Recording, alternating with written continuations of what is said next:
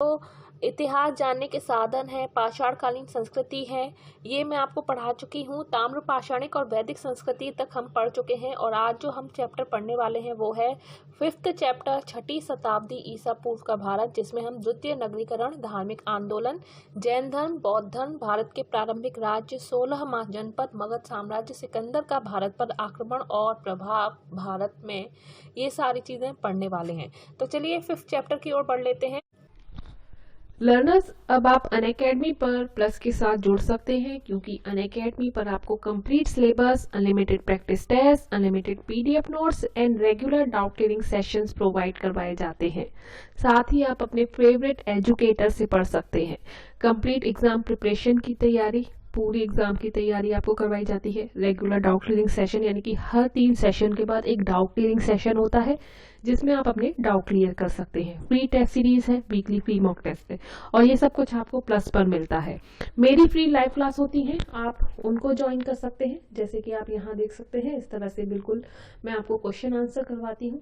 तो काफ़ी सारे बच्चे साथ में पढ़ते हैं, तो आप भी इस क्लास को ज्वाइन ज़रूर करें।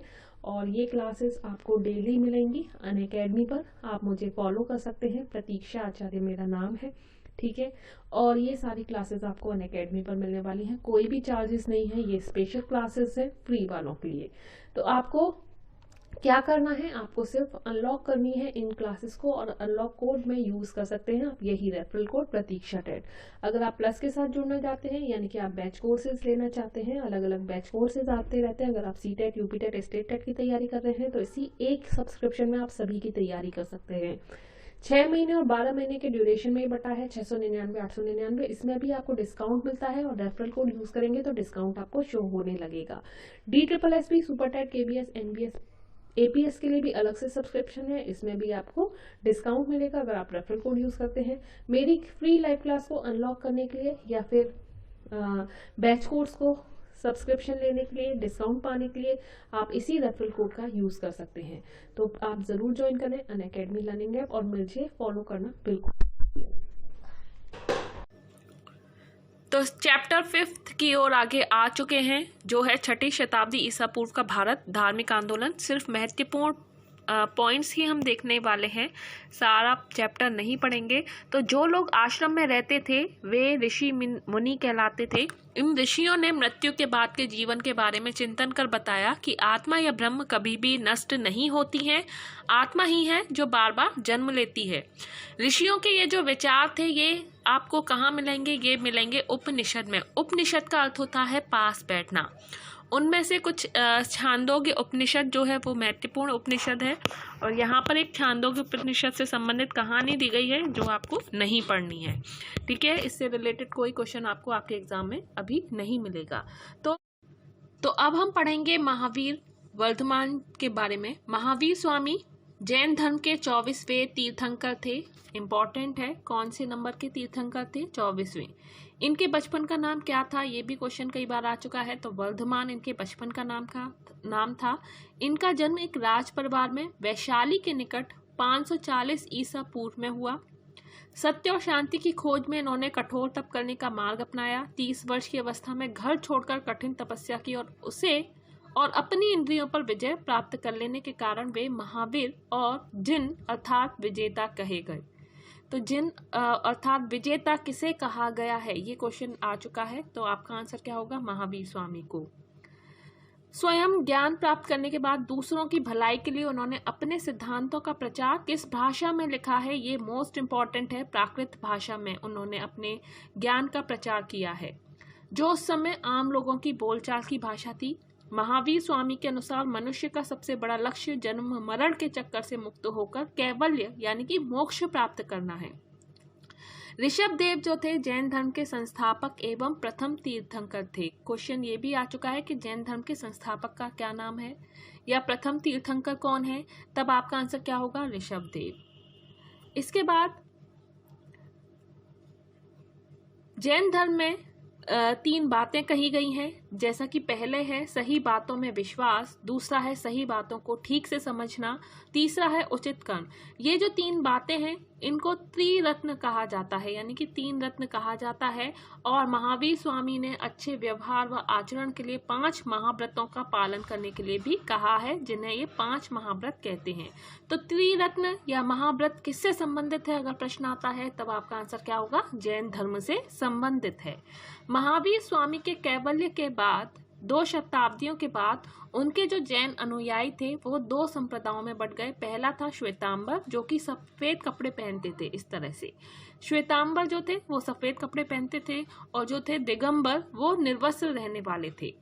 इसके बाद हम चलते हैं गौतम बुद्ध की ओर। महात्मा बुद्ध बौद्ध धर्म के संस्थापक थे। इनका जन्म 563 वर्ष पूर्व नेपाल में कपिलवस्तु के निकट लुम्बिनी नामक स्थान में हुआ है।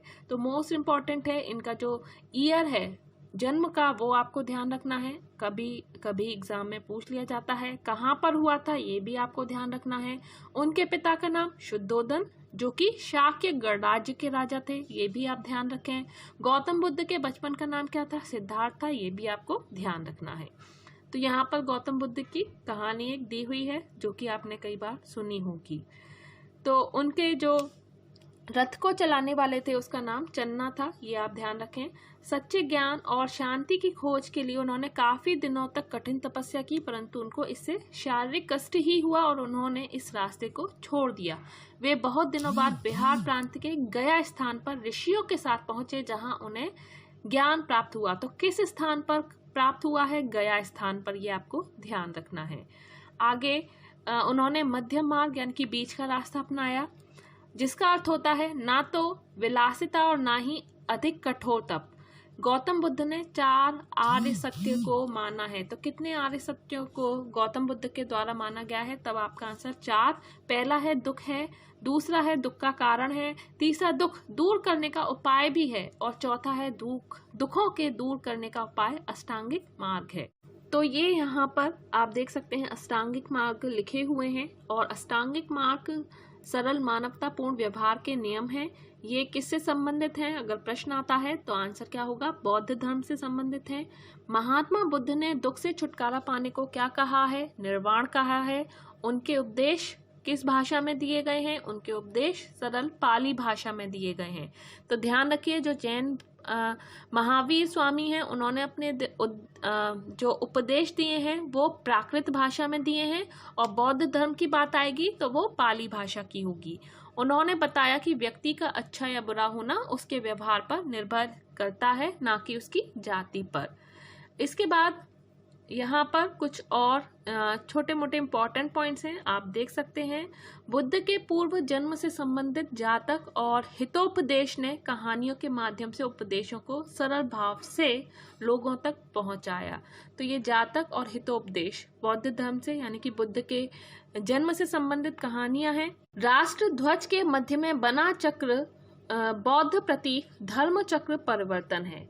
तो ये था चैप्टर बौद्ध धर्म से संबंधित, और इसके बाद जो 6 चैप्टर है महाजनपद की ओर, इसको हम नेक्स्ट वीडियो में पढ़ेंगे।